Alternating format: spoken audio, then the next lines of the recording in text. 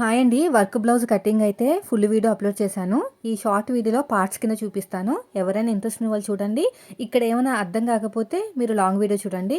వెనకాల హ్యాండ్స్ దగ్గర ప్రతి చోట కూడా మొగ్గం వర్క్ అయితే ఉంది. ఇప్పుడు వచ్చేసి 1 మీటర్ లైనింగ్ అయితే తీసుకుని 4 ఫోల్డింగ్ చేసుకుని హ్యాండ్స్ కట్ చేస్తున్నాను. హ్యాండ్ హైట్ మనం తీసుకున్న ఆది బ్లౌజ్ తోటి ఖర్చులతో కలిపి మార్కింగ్ వేసుకోండి. నాకు 10.5 అయితే వచ్చింది. అయితే నేను తీసుకున్న ఆది బ్లౌజ్లో ఆర్మ్ లూజ్ బ్యాక్ పార్ట్ నుంచి చూస్తే నాకు 7 మీద 7 గీతలు వచ్చిందనమాట. 7వ నెంబర్ తోటి ఆర్మ్ లూజ్ వస్తే చంక డౌన్ 3 ఇంచులు తీసుకోవాలి.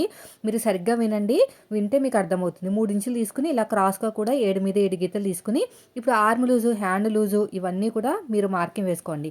ఇప్పుడు ఇక్కడ ఎక్స్ట్రా ఖర్చు కోసం 2 ఇంచులు తీసుకోండి. స్ట్రేట్గా చూసుకోండి, సగానికి ఒక మార్కింగ్ వేసుకుని ఈ కార్నర్ దగ్గర 1.5 ఇంచుకి మార్కింగ్ వేసుకోవాలి. 7వ నెంబర్ వస్తే ఇలా కర్వ్ షేప్ తీసుకుని 1/2 ఇంచు లోతు ఆర్మ్ లూజ్ దగ్గర నుంచి మన వైపుగా 1 ఇంచ్ మార్కింగ్ వేసుకుని ఫ్రంట్ పార్ట్ లోతు కూడా ఈజీగా తీసేసుకోండి.